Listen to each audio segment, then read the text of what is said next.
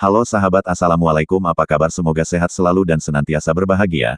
Terima kasih sudah subscribe dan selalu setia menyimak video-video DRF27 film. Semoga Tuhan Yang Maha Kuasa selalu memberikan rezeki yang melimpah ruah dan kemudahan urusan untuk sahabat-sahabat semua. Film-film pilihan kali ini menghadirkan sebuah cerita dari film yang berjudul Nikama.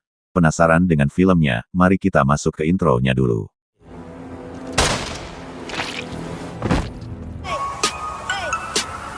Get it when I get back.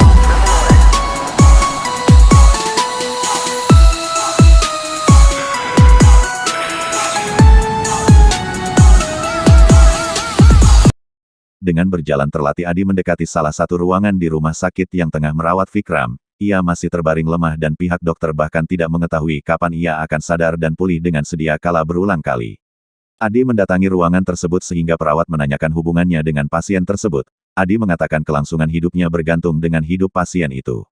Adi adalah seorang pemuda pemain kriket dan tidak mempunyai pekerjaan lain. Ia selalu memenangkan pertandingan kriket yang ia ikuti hingga semua orang menyukainya. Adi yang tidak memiliki pekerjaan diminta pamannya untuk menemui kakak laki-lakinya dan tinggal bersama mereka, dan ia berharap agar Adi bisa menjadi lebih baik lagi. Mau tidak mau Adi pun menuruti keinginan pamannya dan mengemasi barang-barangnya. Di sepanjang perjalanan ia mengingat semua kenangan bersama Raman, kakak laki-lakinya yang selalu menjadi pelindung baginya setelah kedua orang tuanya meninggal dunia.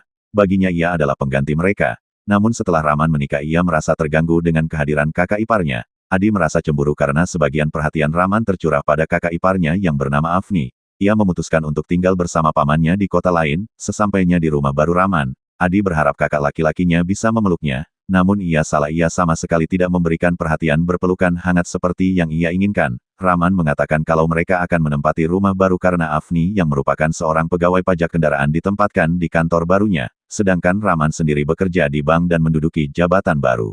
Adi pun membantu persiapan pindah rumah mereka. Afni langsung menuju kantor barunya dan menemui komisaris untuk memberikan surat tugas yang ia bawa. Sementara Adi disuruh oleh Afni harus mengerjakan semua pekerjaan rumah seorang diri dan memberikan tanggung jawab untuk semua pekerjaan rumah tangga, hingga Adi merasa kesal dan merasa diperlakukan seperti asisten rumah tangga. Pagi itu Adi bertemu dengan gadis yang sangat cantik di sebuah halte bus, namun tanpa ia duga tiba-tiba gadis itu mendekati dirinya dan mengatakan kalau ia mencintai Adi dan ingin menikahinya.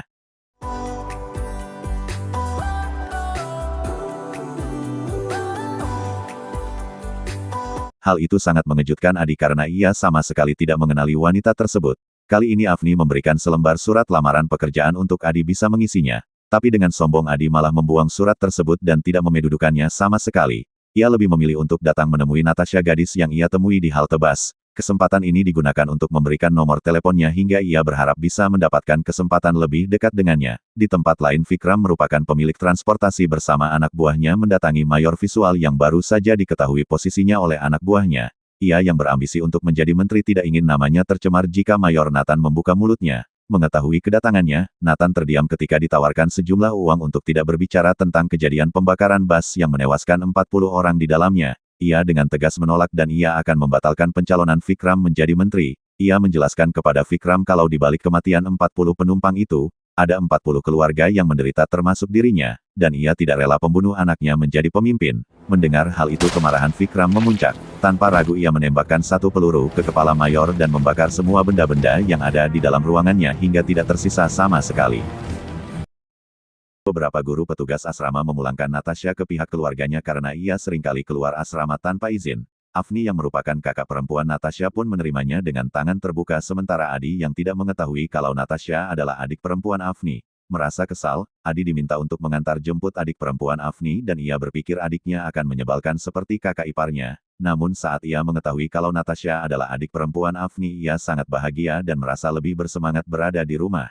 Natasha menjelaskan kepada Adi kalau ia telah jatuh cinta pada Adi sejak 2 tahun lalu. Sejak pertama kali kakak mereka menikah, ia kagum dan merasa Adi adalah pria yang bertanggung jawab seperti Raman yang tulus mencintai Afni.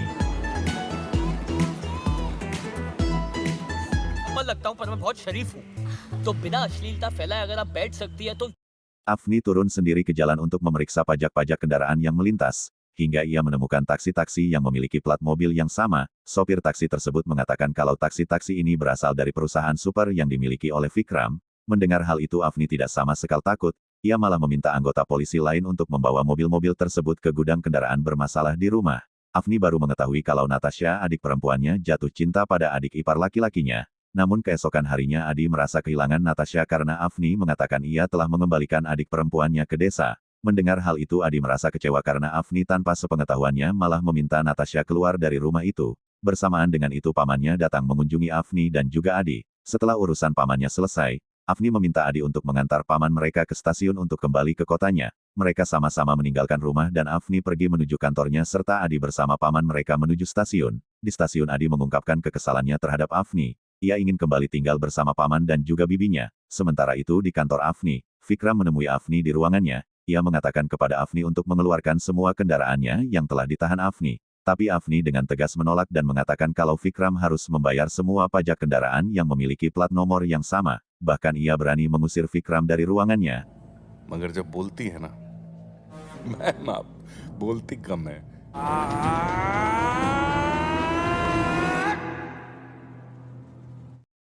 Paman Adi yang mendengar keluhan sang keponakan mereka terkejut dan mengatakan kalau selama ini Adi beruntung memiliki kakak ipar seperti Afni. Ia menceritakan kalau Afni sengaja mengirim Natasha kembali ke desa mereka untuk mempersiapkan pernikahannya dengan Adi. Bahkan pamannya sengaja datang ke kediaman Afni untuk mengurus surat jual beli tanah milik Afni, yang nantinya akan dibelikan sebuah rumah untuk Natasha dan juga Adi. Bahkan ia yang sudah 2 tahun menikah belum merencanakan memiliki seorang anak, karena menganggap adik sebagai anak kandungnya sendiri. Afni meminta Adi untuk tinggal bersamanya agar bisa ia didik menjadi lelaki yang mandiri. Adi terperangah mendengar semua yang dikatakan pamannya terhadap dirinya. Vikram menodongkan senjatanya ke arah kepalanya sendiri dan mengancam akan bunuh diri di hadapan Afni. Melihat aksi yang dilakukan oleh Vikram, Afni mencoba menahannya hingga kini malah ia yang ditodongkan senjatanya. Tiba-tiba Adi datang dan langsung menolong kakak iparnya dari senjata yang mengarah kepada Afni. Ia menendang Vikram hingga terpental dan menghadapi semua anak buah Vikram yang ingin melukainya.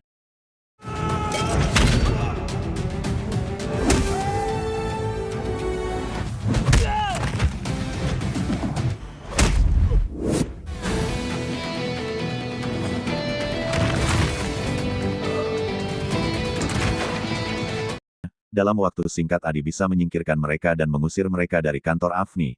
Natasha tiba-tiba datang menemui Adi dan mengatakan kalau pernikahan mereka sudah ditentukan tanggal 27 April nanti. Namun ayah Afni maupun Afni tidak menyetujuinya. Karena Adi bukanlah pria baik dan tidak memiliki pekerjaan tetap. Afni membawa Adi untuk menemui Vikram dan menilai apa yang dilakukan oleh Adi itu adalah salah. Ia meminta Adi untuk meminta maaf kepada Vikram. Melihat kedatangan mereka Vikram merasa terkejut dan pura-pura menerima maaf dari Adi. Namun tanpa sepengetahuan Afni, Adi menemui kembali Vikram dan memintanya untuk tidak lagi menemui Afni atau berusaha untuk melukainya. Vikram mengatakan kalau ia akan memberi waktu selama 6 hari untuk Adi bisa menjaga Afni dari semua serangan yang akan ia lakukan kepada Afni. Bila dalam waktu 6 hari Afni masih selamat ia bisa meneruskan kasusnya ke pengadilan, Adi menyetujui kesepakatan yang diminta oleh Vikram. Setelah Adi pergi Vikram memberi kepercayaan kepada semua anak buahnya untuk bisa menghabisi Afni. Selama ia berada di China untuk menghadiri kerjasama bisnisnya, ia mau saat kembali ia sudah melihat mayat Afni. Sementara Afni sendiri membawa Adi ke sebuah perusahaan besar, dan memberikan sejumlah uang kepada manajer perusahaannya untuk bisa menerima Adi sebagai karyawannya. Melihat Afni memberikan sejumlah uang Adi mencoba menolak, tapi Afni mengatakan ini untuk kebaikan Adi dan bisa bekerja di perusahaan yang baik. Sepeninggal Afni dari kantornya, Adi meminta izin kepada manajernya selama 6 hari. Setelah itu ia akan mengikuti semua peraturan yang ada di kantor ini. Ia ingin selalu menjaga Afni dari serangan Vikram. Hari pertama Adi lalui dengan baik karena semua anak buah Vikram tidak menyerang mereka. Namun di hari kedua semua anak buah Vikram datang untuk menyerang Afni yang masih berada di kantornya. Malam itu saat hujan deras semua anak buah Vikram coba dilumpuhkan oleh Adi tanpa menimbulkan suara agar Afni tidak mencurigainya. Mereka bertarung di tengah derasnya hujan hingga akhirnya semua anak buah Vikram pergi meninggalkan.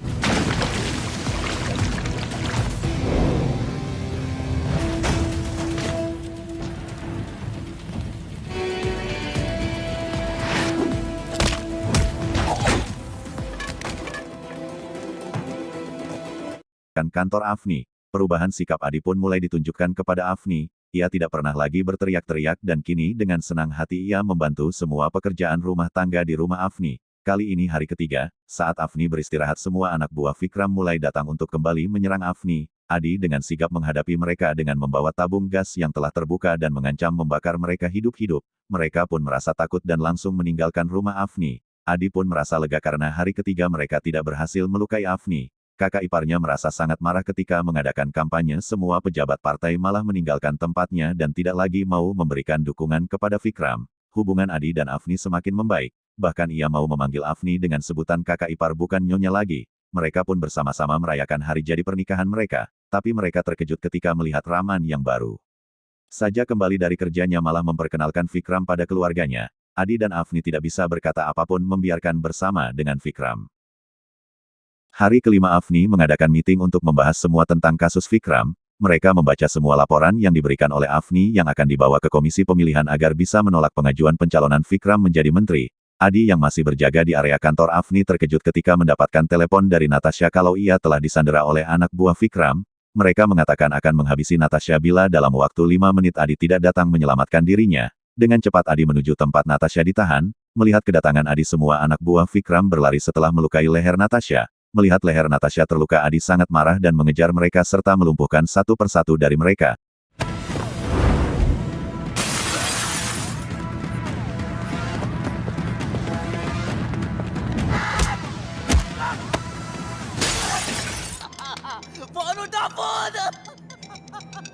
Tapi salah satu dari mereka tertawa dan mengatakan kalau Adi akan menyesal karena Afni sedang dalam bahaya. Dengan cepat Adi meninggalkan mereka. Tapi ia terkejut ketika melihat motornya dalam keadaan terbakar.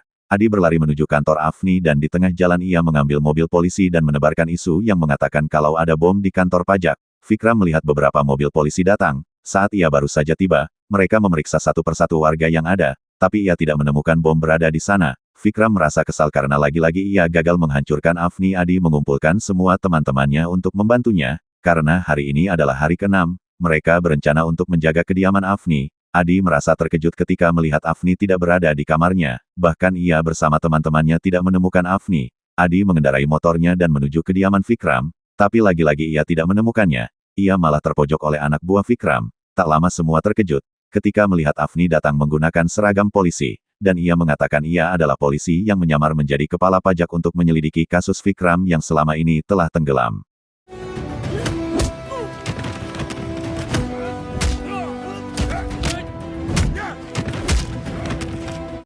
Afni menelanjangi semua kesalahan Jeep yang telah menghabisi Mayor Yaswat dan membakar tubuhnya. Afni pun berhasil menemukan bukti rekaman yang dipasang oleh Yaswat sebelum ia terbunuh, tapi Vikram malah tertawa dan mengatakan kalau Rahman telah ia sembunyikan. Dan mungkin saat mereka menemukan Rahman sudah tidak bernyawa. Mendengar hal itu Adi dan Afni terdiam dan terkejut ketika melihat Vikram menodongkan senjatanya ke kepalanya. Mereka mencoba mencegah agar Vikram bisa mengatakan di mana ia menyembunyikan Rahma. Tapi semua terlambat. Vikram telah menembak kepalanya sendiri hingga tersungkur dan mengeluarkan banyak darah. Adi dan Afni segera membawanya ke rumah sakit. Namun hingga sekarang Vikram tidak menunjukkan sedikitpun kemajuan.